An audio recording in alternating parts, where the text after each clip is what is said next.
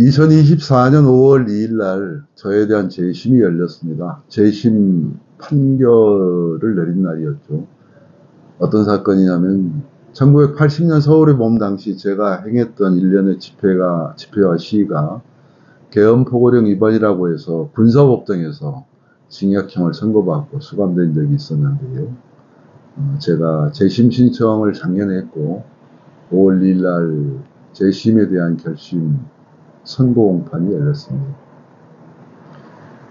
서울고등법원 형사 2부 설범식 부장판사는 판결문을 통해서 12.12 군사 쿠데타로 반란군이 된 정치 군인들이 헌정질서를 유린하고 파괴했기 때문에 이에 대항하고 저항하는 행위는 정당한 일이다 라고 하면서 무죄를 선고했죠. 그리고 덧붙여 말하기를 44년 만에 무죄 선고입니다 라고 말했습니다. 저도 깜짝 놀랐습니다. 44년 만에 무죄 선고라니.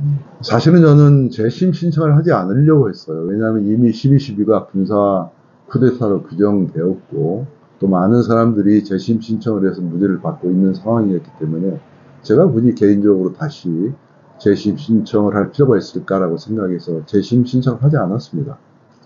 그런데 하도 안 하다 보니까 주변에 몇몇 분들이 이상한 생각을 했던 것 같아요. 신계론 씨는 좀 혼자 좀 잘난 체한다. 재심 신청도 안 하고 이런 말이 들렸습니다. 그래서 재심 신청을 해서 마무리 짓는 게 좋겠다고 해서 작년에 재심 신청을 했고 5월 2일 날 무죄 판결을 받은 것입니다. 그래서 제가 서울의 봄에 대해서 잠시 생각을 하게 되었고 뭔가 기록을 남길 필요가 있다고 생각하게 되었습니다. 영화 서울의 봄을 보신 분들이 참 많죠. 그것은 엄밀히 말하면 서울의 봄이라기보다는 서울의 봄 한 해 전인 1979년 군인들의 권력 공백기에 벌이는 남투, 권력 투쟁의 성격이 강해서 이 상황을 보는 국민의 시각, 학생들의 시각, 이것은 포함되어 있지 않죠. 1980년 서울의 봄은 어떻게 보면 아주 짧습니다. 그러니까 짧은 시간인데도 박정희 대통령이 유보되고 또 일부의 언론과 사람들이 희망하기를 이제 우리나라의 민주주의가 전진되는 것은 아닌가 라는 희망을 표현한 말이 서울의 봄입니다. 서울의 봄이란 표현도 저희가 쓴 말은 아니고 1968년 체코의 민주화운동을 프라하의 봄이라고 말했던 것과 유사한 연상을 주는 그런 단어입니다. 어쨌든 서울의 봄은 그렇게 이제 용어로 정착되었습니다. 정작 12.12 쿠데타가 일어나던 날 저는 강제징집을 끝내고 만기 제대해서 예비역 병장으로 몇몇 친구들과 같이 서울시내 중심부에서 좋은 이야기를 나누고 집으로 가는 길이었는데 제가 당시 청담동에 살았죠. 길이 다 막혀 있어요. 버스, 차, 트럭 할 것 없이 도로에 일렬로 쭉 끝없이 서 있는 겁니다. 그래서 뭐 시내버스를 타지 못하고 한강 다리를 건너서 청담동에 집까지 걸어갔던 기억이 있습니다. 저한테 서울의 봄은 한 세 가지 의미로 다가옵니다. 하나는 제가 3월에 복학을 해서 들어가 보니까 학교 교정에 그 전에 많던 사복 형사들이 거의 없었습니다. 거의 없어 한 명도 보이지 않아서 철수한 거죠. 아, 교정을 되찾았구나. 학생들이 되찾았구나. 철쭉꽃 아름답게 피어있는 봄의 교정을 우리가 찾았구나 하는 생각이 첫째 소감이었고요. 두 번째 소감은 80년 저희들이 복학하자마자 만들기 시작한 총학생의 부활입니다. 총학생의 회칙을 제정하고 공청회 열고 토론회를 열고 그리고 총학생의 선거를 민주적으로 치른 일이었죠. 그때 당시 학교는 학도호국단이라는 체계가 있었습니다. 학도호국단이라는 이름에 오영학생회가 있었다고 저는 생각합니다. 이 오영학생회를 당시 당국 학교는 유지하려고 했어요. 학생의 부활이 학교의 승인이나 정부 당국의 승인에 의해서 이루어진 것이 아니라 우리들이 주체적으로 노력을 해서 이루어진 것이라 말씀을 드리는 겁니다. 실제로 당국에서는 학도호국단을 폐지하지 않고 학도호국단 운영 규칙 같은 걸 조금 바꿔서 좀 민족으로 바꿔서 학도호국단 체계를 유지하려고 했어요. 그런데 학생들이 그런 말을 들을 이유가 하나도 없죠. 바로 학생의 구성을 위해서 부활을 위해서 모두 나섰기 때문입니다. 그리고 제가 몇 사람의 추천에 의해서 당시 전교생 직접 선거로 치러진 선거에서 당시 총학생회장으로 당선되었어요. 제 기억에 한 7명 정도의 후보들이 나왔던 것 같은데 모두 훌륭하신 분들이었습니다. 근데 제가 당선되었고 일하게 되었죠. 4월 10일 날 선거니까 따지고 보면 학생의 기간이 얼마 되지 않습니다. 왜냐하면 5.18로 모든 상황이 종료되고 총학생회는 해산되고 학도 호국단이 다시 들어섰기 때문입니다. 아마 그러니까 계산해 보면 4월 10일부터 5.18까지 한 48일간 제가 학생회장으로 학생들이 같이 일했던 것 같습니다. 그러나 그 짧은 기간에 제가 했던 고뇌와 어려움 그리고 사람들 속에서 같이 나눴던 여러 가지 대화는 제 일생을 지배하는 그런 아주 중요한 시대가 되었죠. 아무튼 그런 짧은 시간의 학생회장이었습니다. 그다음 세 번째로도 고민하고 했던 것이 서울에 볼 때 학내 민주화 운동과 사회 민주화 운동을 어떻게 조화하고 균형 있게 끌어갈 것인가 하는 것이었습니다. 이것이 순서대로 되질 않아요. 학내 민주화가 잘 되어서 학생들이 의식이 높아지고 학생들이 결의에 차졌을 때 그때 사회에 대고 사회 민주화를 요구하고 비상계엄 철폐를 요구하는 게 맞는 순서 같아 보였었는데 실제 일은 그렇게 돌아가지 않았습니다.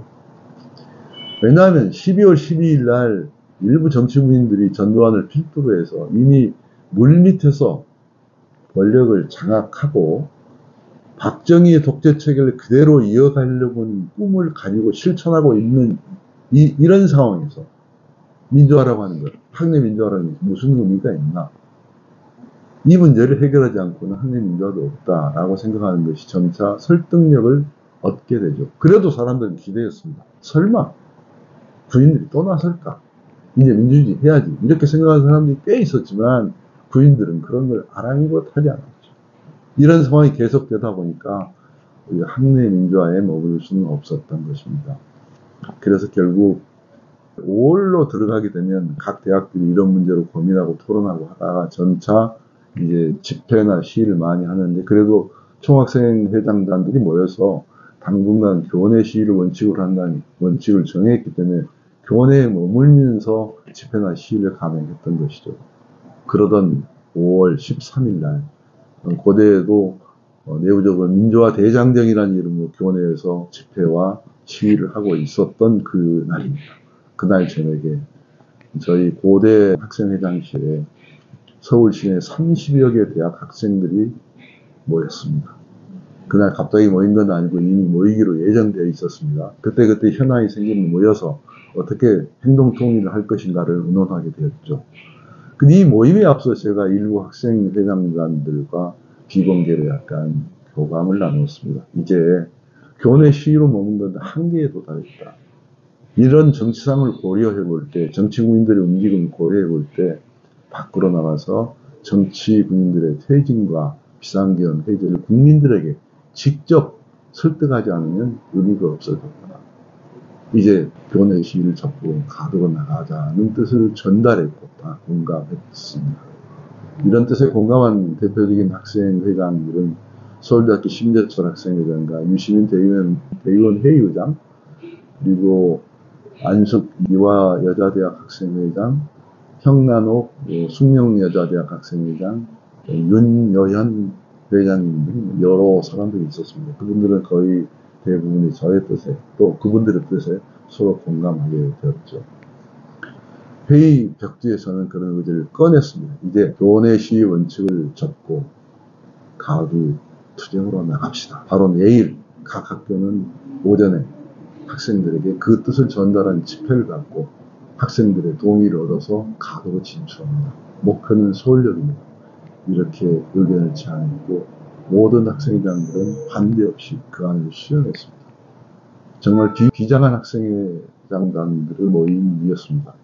제 계획이 모두 다 그 뜻이 무엇인지를 알았습니다. 그것은 비상계엄 철폐될 때까지 시위를 계속하겠다는 뜻이었고 결정이었고 실제로 그런 마음을 모두 갖고 학생회장단들은 그런 결정에 따랐던 것입니다. 서울역으로 정한 이유는 서울역이 동서남북에 서울에 산재해 있는 대학들이 모이기 쉬운 중앙에 위치해 있고 또 혹시나 있을지 모르는 지방대학의 참여를 용이하게 하기 위해서 서울역으로 정했던 것입니다. 이날 아침, 14일 아침이 되었죠. 14일 밤새 심야 회의를 하고 14일 아침에 동이 트기 전에 각 대학 종학생회장단들은 돌아갔습니다. 돌아갔는데 제가 정문까지 따라 나가서 굳게 악수를 하면서 우리 언젠가 다시 봅니다. 그때 다시 우리 얘기합시다. 이렇게 결의했습니다. 실제로 저희들은 그때 돌아오지 못할 것으로 생각했습니다. 군부 독재가 물러나거나 비상계엄이 철폐하거나 아니면 우리 모두 감옥에 간다 이런 생각을 했던 것입니다. 그리고 14일날 저는 아침에 9시에 학생들을 대운동장에 모이게 했습니다. 고대 학생들이 약 4, 5천 명, 그리고 동덕여대 학생회에서 동덕여대가 아무래도 서울역으로 진출하는데 고대와 함께 하겠다고 동덕여대 학생들이 한 2,000명 정도가 고대로 들어왔습니다. 그래서 약 6천 내지 7천 명의 학생들이 모인 앞에 저는 담백하게 얘기했습니다. 이제 교문을 박차고 가도로 나가서 비상계엄 철폐할 때까지 싸웁시다. 오늘은 서울역으로 향합니다. 이렇게 말했습니다. 학생들은 스크럼을 짜고 바로 정문을 돌파해서 서울역을 향해서 뛰거나 걷거나 하면서 비상계엄, 해제, 전두환 퇴진 등을 요구했습니다. 이 행렬은 장엄했습니다. 매우 길고 신중했으며 아주 간결해서 나갔습니다. 가다가 여담이지만 중간에 서울역 가는 길에 고대 학생들과 동명대 학생들이 함께 나가다가 성북경찰서를 포위해버렸습니다. 그래서 간담이 서늘해진 적이 있었는데 나중에 후일담을 들어보니까 안에 있던 형사 몇 분은 만약에 학생들이 들어오면 권총을 쏘아서 자살하려고 했다고 말을 했습니다. 왜냐하면 성북경찰서가 그동안 6년간 유신헌법 체계에서 학원 사찰을 담당한 주범들이 다 있었기 때문에 그랬을 것입니다. 저는 포위를 풀고 빨리 서울역으로 가라고 설득을 해서 바로 서울역으로 가게 되었습니다만 그런 일화도 있었습니다. 14일 날 서울역에는 약 10만여 명의 학생들이 서울역 광장에서 시청 앞 광장까지 꽉 메웠습니다. 그 위에 있는 고가도로까지 완전히 메웠습니다. 인도, 차도 모두 점령했습니다. 차도 다니지 못했습니다. 또한 10만여 명의 광장에 모인 학생들 뿐만 아니라 다른 학생들이 약 10여만 명은 서울 시내 곳곳을 행진하면서 비상계엄 철폐, 전두환 등 신군부 퇴진을 강력하게 요구하고 소리지르고 유인물 뿌리고 나눠졌습니다.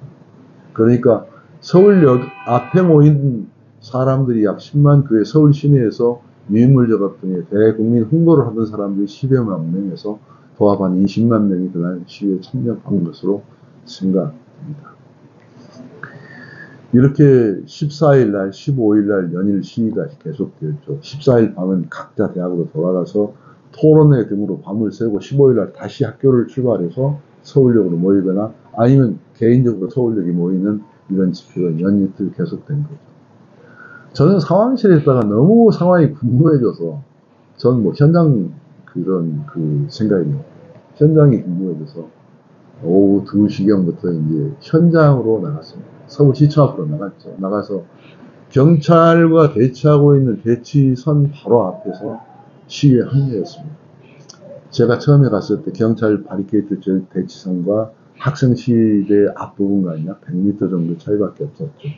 경찰들은 끊임없이 페퍼폭을 쏴서 숨막히게 만들고 체류탄을 무차별로 발사해갖고 체류탄 터지는 바람에 부상당한 학생들이 늘어나고 있었습니다.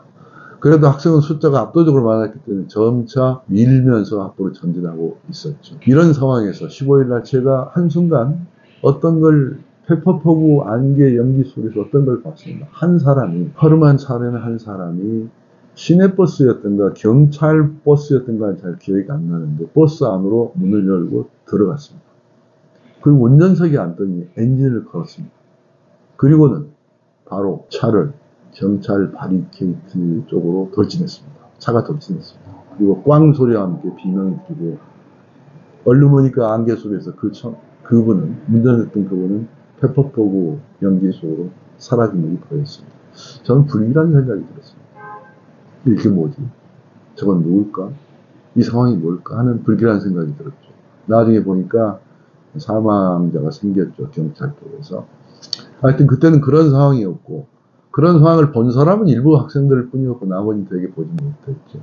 뒤에 있는 사람은 계속 밀면서 나가고 몸을 맞대고 있었으니까 앞에 있는 사람은 밀리면서 점차 페퍼포구 연기 속에서 발길 쪽으로 가게 돼 있었습니다. 제가 생각할 때는 그건 한 50m까지 가까워졌습니다. 아, 이거는 경찰 바리케이트가 무너진 것은 시간 문제로구나 이렇게 생각하고 있었을 때 제 눈앞에 또 한 번 이상한 일이 생깁니다.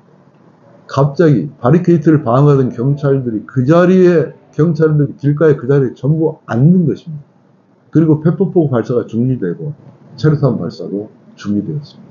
이것도 뭔 상황인가 하고 어리둥절을 하고 있는데 경찰 쪽에 확성기에서 방송이 들어갑니다.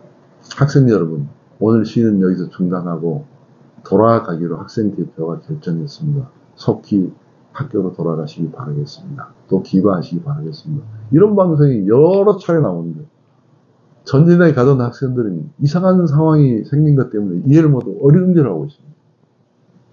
근데 제 뒤에서 어떤 분이 소리를 지르며 저한테 신기룬 학생회장, 여기서 이럴 때가 아닌 것 같습니다.